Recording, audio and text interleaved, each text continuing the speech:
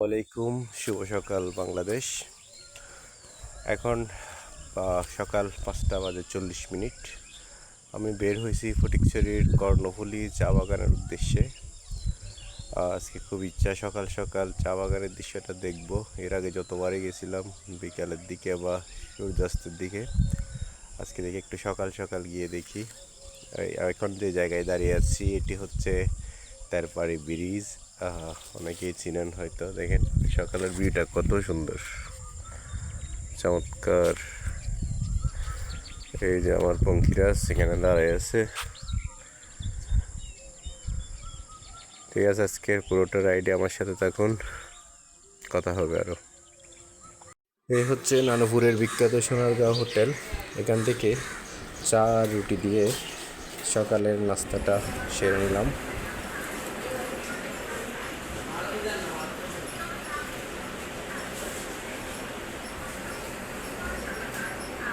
করা শেষে সোনারগাঁও হোটেল থেকে নাগর বাজার থেকে আবার আমার গন্তব্যের উদ্দেশ্যে রওনা দিলাম। সাথে থাকুন। কর্ণফুলী চা বাগান যাওয়ার পথে দেখা মিলে এই রায়পুর জমিদার বাড়ি। দেখুন, শত বছরের ইতিহাসের সাক্ষী এখনো দাঁড়িয়ে আছে রায়পুর জমিদার বাড়ি। এটি হচ্ছে জমিদার বাড়ির মসজিদ, আর এই হচ্ছে রায়পুর জমিদার বাড়ি।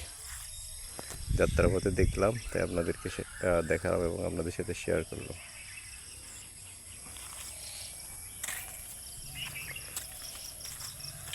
বন্ধুরা, অবশেষে চলে আসলাম কর্ণফুলীর চা বাগান। এটা হচ্ছে ফ্যাক্টরি।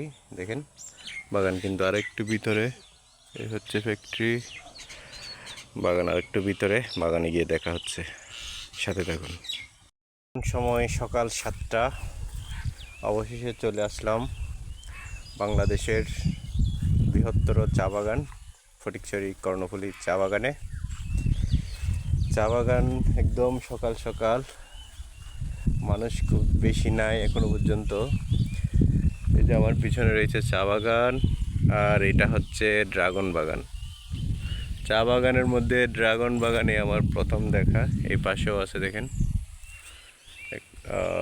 ওই দিন ড্রাগন ফল দেখি নাই বলে খুব আফসোস ছিল। আজকে এগুলাতে ফুল দেখতে পাচ্ছি, ফল দেখতে না পেলেও ড্রাগনের ফুল আসছে। কিছুদিনের মধ্যে হয়তো এখানে ড্রাগন ধরবে। এ হচ্ছে অবস্থা। অসম্ভব সুন্দর একটি জায়গা। এতদিন পর্যন্ত চা বাগানে ঘুরছি বেশিরভাগ পরন্ত বিকেলে কিংবা বিকেলের টাইমে। এরকম সকাল সকাল কখনো আসি নাই। সকালের দৃশ্যটা আসলে অন্যরকম। সকালের দৃশ্যটা এমনিতেই মনোরম, এর মধ্যে যদি এরকম একটা চা বাগানে চলে আসতে পারেন তাহলে তো আরও অসাধারণ। এখন পর্যন্ত সকাল 7টা। আমি মেবি বের হয়েছিলাম 5:40 বাসা থেকে। 5:40 কি 6:40 বের হয়েছি ঠিক মনে নেই আমার। সাইকেলের অ্যাভারেজ স্পিড ছিল 20 কিলোমিটার থেকে সামান্য বেশি। এ হচ্ছে অবস্থা। আরও সুন্দর সুন্দর ভিউ পয়েন্ট আছে, এগুলো আপনাদের সাথে দেখাবো, আপনাদেরকে শেয়ার করব সুন্দর দৃশ্যগুলো। সাথে থাকুন। দুপাশে চা বাগান আর মাঝখানে রাস্তা। এই রাস্তা দিয়ে এখন সাইকেলিং করতেছি। ভিউটা আসলে দেখার মতো, এই জন্য আমাদের সাইকেলিং করা উচিত। সাইকেলিং করলে আপনার শরীরের যে অতিরিক্ত ফ্যাটগুলো বার্ন হবে এবং সাথে বোনাস হিসাবে সুন্দর সুন্দর প্রাকৃতিক দৃশ্য দেখতে পারবেন, যেগুলো আপনার সারাদিন যে কাজগুলো করেন বা সারা মাস ধরে আমাদের জীবন তো সংগ্রামের জীবন, তো কাজ করতে করতে এক সময় জীবনের প্রতি অনীহা চলে আসে, কাজের প্রতি অনীহা চলে আসে। যদি এরকম মাঝে মধ্যে যে একটা ট্যুর দেন তাহলে কিন্তু আপনার মন একদম পরিষ্কার হয়ে যাবে, খুব ভালো অনুভূত হবে। এ হচ্ছে বিষয়। প্রত্যেকটা মানুষেরই আসলে ভ্রমণ করা উচিত, সে বাইক হোক, সাইকেল হোক কিংবা অন্য কোনো ট্রানজিট, যে কোনো কিছু দিয়ে। ট্রাভেল করা উচিত। দেখুন কত সুন্দর। যে এখানে একটি সম্ভবত একটি বট গাছ, দেখুন বট গাছটি বাতাসে পাতাগুলো দুলছে, কতই না সুন্দর দৃশ্য। হচ্ছে অবস্থা আজকে কেন জানে আমি কোনো চা শ্রমিককে দেখতে পাচ্ছি না বাগানে। চা শ্রমিকদের দেখতে পেলে বিষয়টা আরও জমে যেত একদম।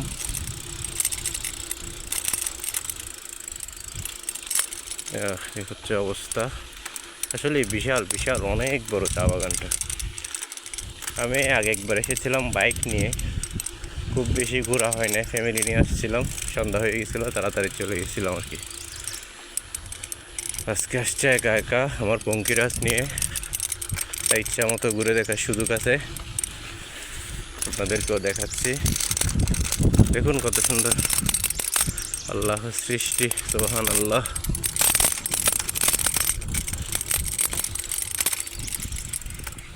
দুই দিকে দুইটা রাস্তা গেছে, কোন দিক দিয়ে যাবো বুঝতেছি না, এদিকে যাই।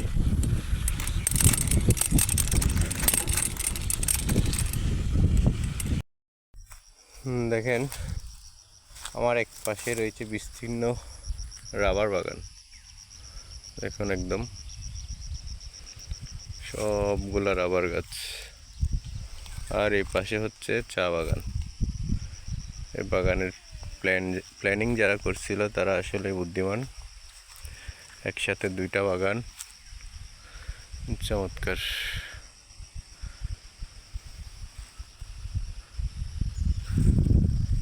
ফেসবুকে দেখলাম যে FNF রাইডার্স যারা গ্রুপ রয়েছে, সাইকেলিং গ্রুপ, তারা আজকে এখানে আসার কথা।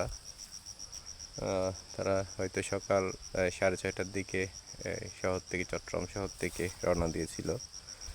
যদিও বা কারোর সাথে যোগাযোগ নাই, ফেসবুকে দেখছিলাম, হয়তো তাদের সাথে দেখা হয়ে যেতে পারে। আমি তো কোনো গ্রুপ রাইড করি না, একা একাই রাইড করি, কারণ হচ্ছে গ্রুপ রাইডের সাথে আমার সময় মিলে না, এই জন্য। এই হচ্ছে অবস্থা। ভালো থাকবেন সবাই। অবস্থা এবছর মনে হয় আমার ভাগ্যে সবগুলো আম। এই আজকে এসেছি কর্ণফুলী চা বাগানে, আমার হাতে একটা পাকা আম, দেখেন এখানে কি পরিমাণ হলুদ হলুদ একদম পাকা পাকা আম পড়ে আছে, দেখেন মানে একটার চাইতে একটা সুন্দর। আমগুলো কিন্তু অনেক প্রচুর মিষ্টি। এই দেখেন এই আমটার দিকে যদি একটু তাকান, এই যে দেখছেন, এরকম আরও অসংখ্য আম, এটা পকেটের মধ্যে ঢুকাই নিচ্ছি সব।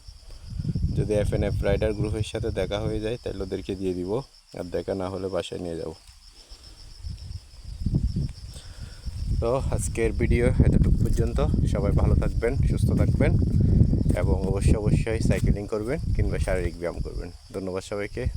আসসালামু আলাইকুম।